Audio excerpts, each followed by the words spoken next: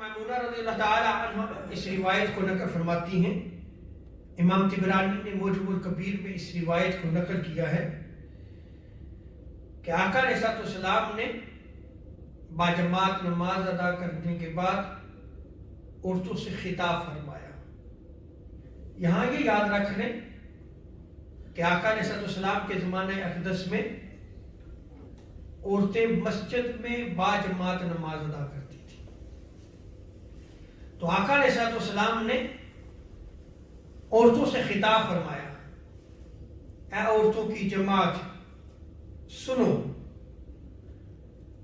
بے شک جب بلال حبشی رضی اللہ تعالی عنہ اذان دیں اور اقامت دیں اور تم اذان اور اقامت کو سنو تو اسی طرح کہو جس طرح حضرت بلال حبشی کہتے ہیں،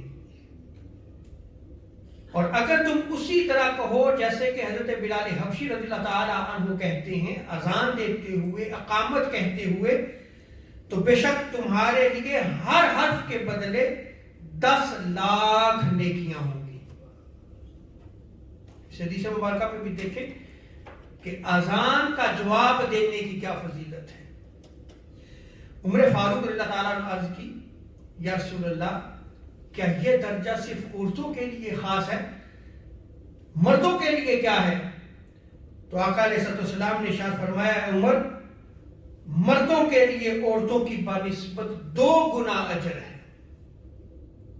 یعنی جب وہ اذان کو سنیں اور وہی الفاظ کہیں جو الفاظ مؤذن کہہ رہا ہے، اور جب اقامت ہو وہی الفاظ کہیں جو اقامت پڑھنے والا کہہ رہا ہے، تو ہر حرف کے بدلے عورتوں کے لیے کیا ہے 10 لاکھ نیکیاں ہیں، لیکن مرد اگر وہی کہتا ہے تو اس کا 2 گنا اجر ہے. تو اندازہ لگائیں کہ اذان کو سننا اور اس کا جواب دینا کتنی بڑی فضیلت اور اہمیت رکھتا ہے.